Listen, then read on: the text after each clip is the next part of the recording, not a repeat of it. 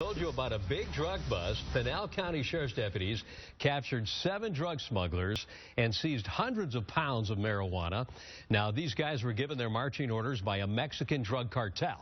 The whole smuggling operation collapses when Pinal County Sheriff's deputies spot them in the desert and swoop in on them. So what does it take to make one of these big drug busts? And how often does this happen? And is this an everyday occurrence there in Pinal County? Joining us this morning, Pinal County Sheriff Paul Babeu.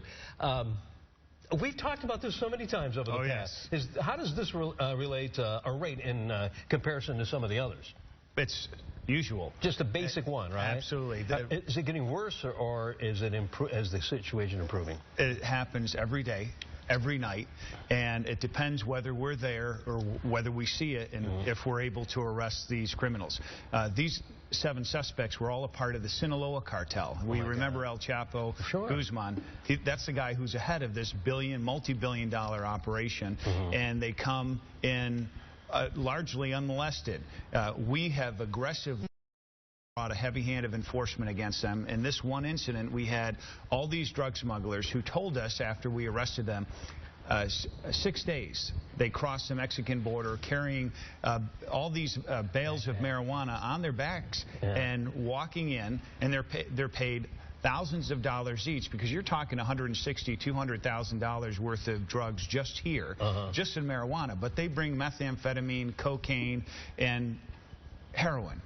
Huge epidemics. And most of the drugs that come into not just our state, half of the drugs coming into the United States in these critical areas are coming through here, right here in Arizona. So these drug smugglers, they loaded up in 2 vehicles. They were wearing what you would see as slippers, handmade carpets over their feet to even cover their tracks as they walk up so they couldn't be detected by our deputies. They're on foot?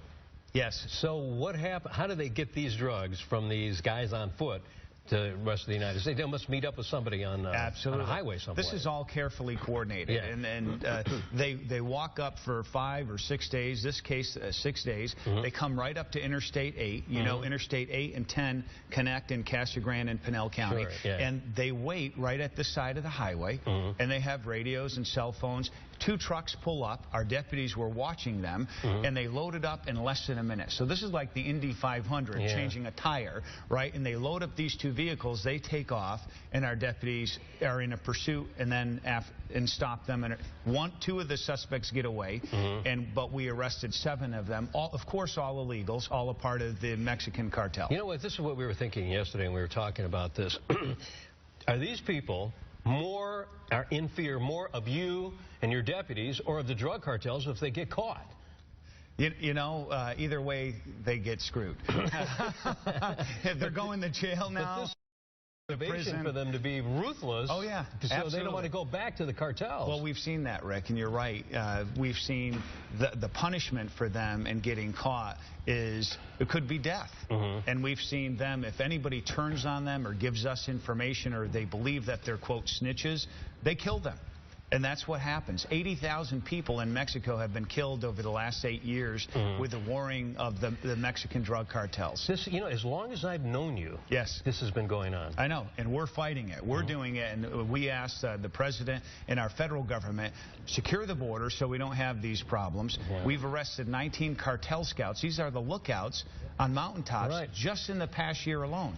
On mountaintops in our state. In Arizona, in my county, 70 miles north of the border, living in caves. Dr. Ben Carson was in my county a few weeks ago, and he said, this is unreal. I flew him in a helicopter, pointed these out. 6 hours later, we arrested another 8 smugglers in the very spot that I showed him. And he was appalled. He didn't even realize the extent of this, living in caves 30 days at a time, giving information on us where we're located. He's referred to that experience many times in his speeches since then. Rick, thank you, my friend. Congratulations. Keep up the good fight, Sheriff. Thank you. Will do. Sheriff Paul Babeu, Sheriff of Pinal County.